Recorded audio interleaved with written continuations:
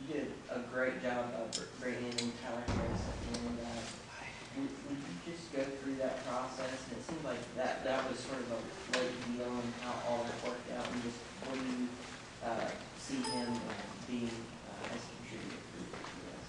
Yeah, we were kind of scouring the country late. We were fortunate to come across Tylor. What we had found out is he had an ACL injury, and he had really had a wonderful visit to Stanford.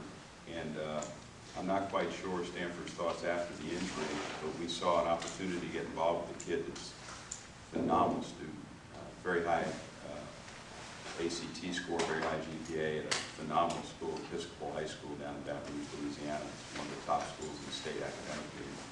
He just seemed like, when we watched this tape, we actually, all the defensive coaches, we were all over the country, and with iPads, we're on airplanes flying around trying to get these kids, and we would text each other, and go to YouTube, and watch the kid. And within about 10 minutes, we were shocked that this young man was still out there. We just thought he was a phenomenal player, that if he had not been injured, would have had even more offers. Now, he had a lot of offers anyway. He also had Arkansas and some other, Northwestern, and some other people. But we were actually up in Pennsylvania looking at another kid that had been dropped by West Virginia, and got a plane, flew down to Baton Rouge. And as soon as I met the kid, I called coach and said, "This is our guy. This is a fit kid for Wake Forest, just a tremendous kid."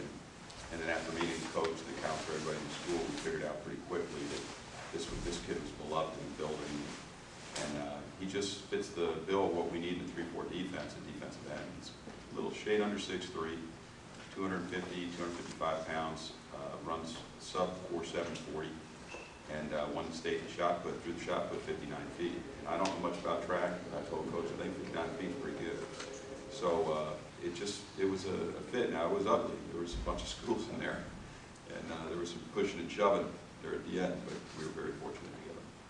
It sounds like he's rehabbing well, and he is optimistic about wanting to play, but he said that you all told him only if he can play 25 to 30 reps, which I've heard you say before about a number of kids. And is that the same case for Sheldon Lewinson too, or do you see him being as a big contributor because that's such a big spot right now? Well, I think, Ray coaches these guys. I think in Tylor's case, we're going to be very careful with him. He'll just be at about 9 months in August from his ACL surgery. So I would say Tylor's, for all intents and purposes, he's a shelf kid. He's going to stay on the back burner for a year. We'll be very careful with him because a lot of the things that happen to you in that defensive line, you get shoe shine quite a bit, block below the waist, and so we'll be really careful with Tylor. But he's a young guy and he could bounce back pretty quick. I think Sheldon Lewinson's a kid that we're going to have to take a really good look at.